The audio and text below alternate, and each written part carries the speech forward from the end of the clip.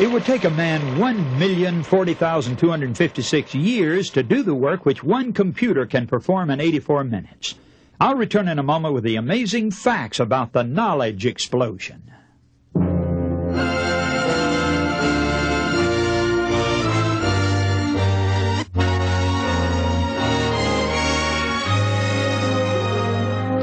Hello, this is Joe Cruz and the Amazing Facts broadcast, facts which affect you. An explosion in outer space is less spectacular than on Earth because of the lack of oxygen. But if the explosion is aboard a spacecraft soaring toward the moon, the results can be even more deadly.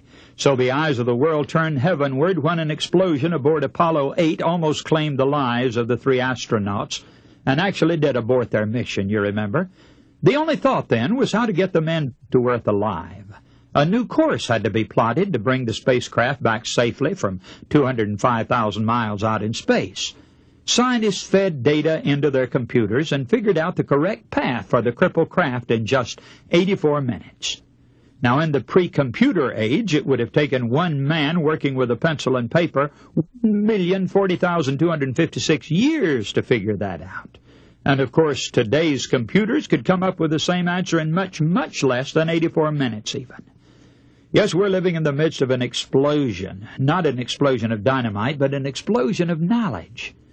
This knowledge explosion is the subject of today's broadcast.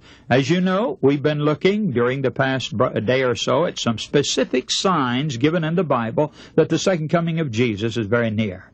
Now, this is a very important series, friends, and one that you'll not want to miss. We'll be continuing with this subject for the next few days. But now, let's turn to the Word of God and discover that today's knowledge explosion was foretold centuries ago.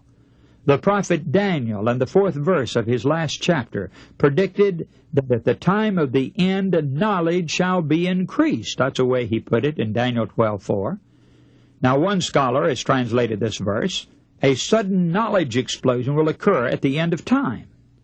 So this prophecy places us clearly in the time of the end. Knowledge is currently doubling at least every 10 years, and all printed materials about every 12 to 15 years.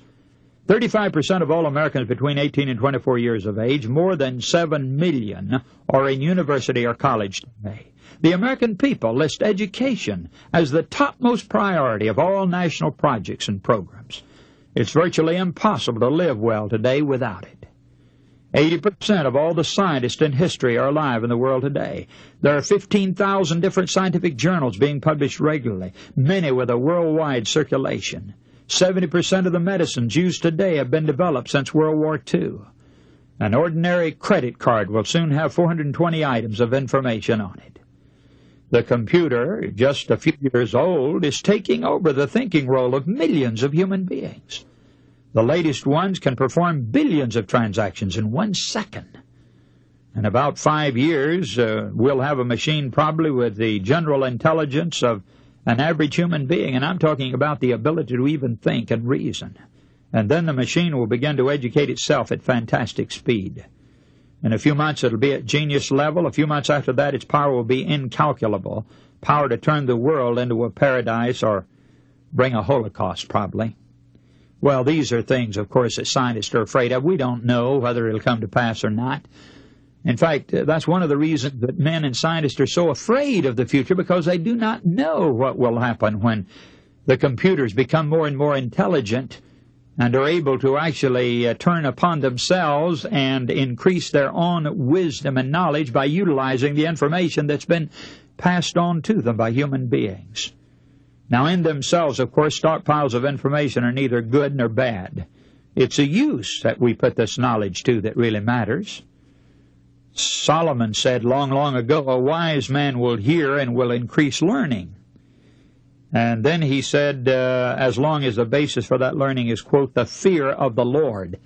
But today, unfortunately, many moderns, God is just neither the beginning nor the end of knowledge. He's simply ignored by most of them. Indeed, if he's even admitted to be in existence at all. Paul wrote to the Romans that because they had not seen fit to acknowledge God, he had given them up to their own depraved reason. Why is it then that just when men are reaching the height of knowledge, it's imperative that Jesus Christ come again? As Paul wrote in 1 Corinthians 8:1, knowledge breeds conceit. And in the words of Jeremiah 10:41, every man is brutish in his knowledge. Now, we're only just now beginning to realize this.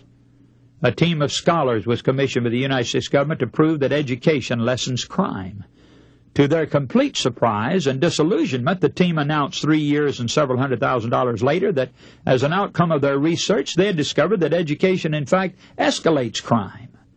Man's need for the return of Christ is in direct proportion to his increase of knowledge.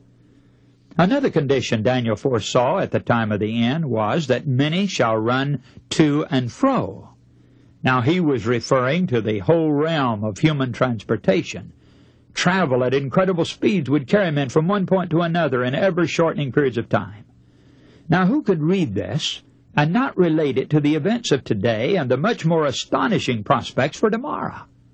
Who, a century and a half ago, could have imagined a world in which the steam engine, then the internal combustion engine, the electric motor, the jet engine, and now the thermonuclear fuel motor would propel men across the land and sea and up through the air as it's happening today?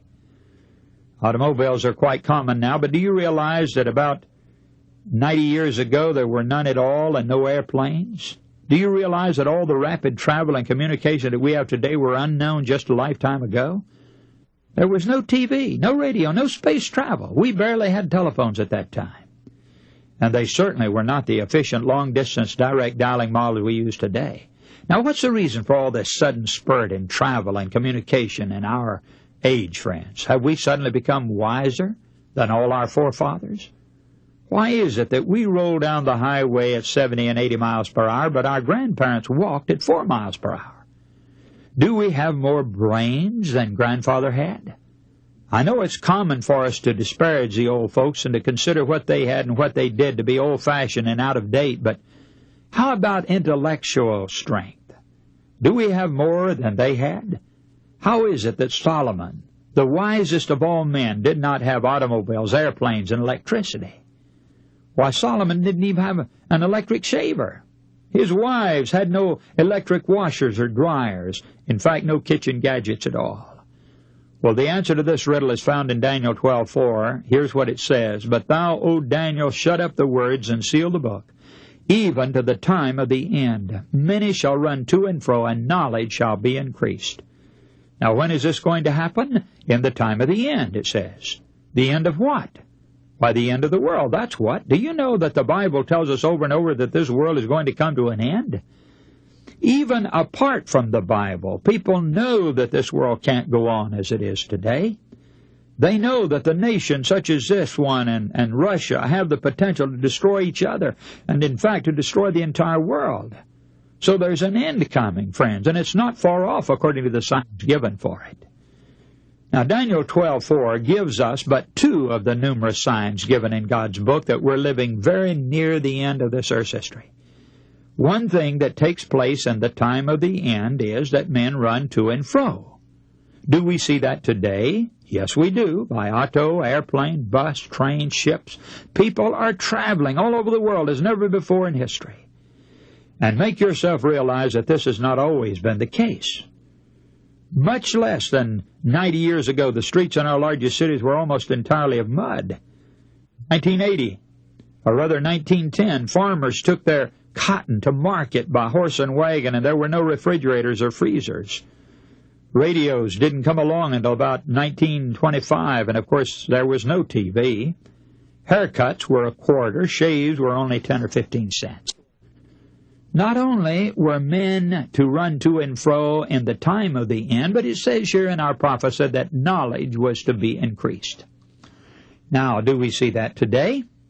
We're living in the time of fulfilling prophecy, and we need to realize the meaning and significance of all these things we take for granted every day, thinking they've always been with us. But they haven't, friends. Fulton did not invent the steamship until 1803, and the steam railway did not come until 1825. Today, steam engines are in museums to be looked on as relics of this up-to-date generation.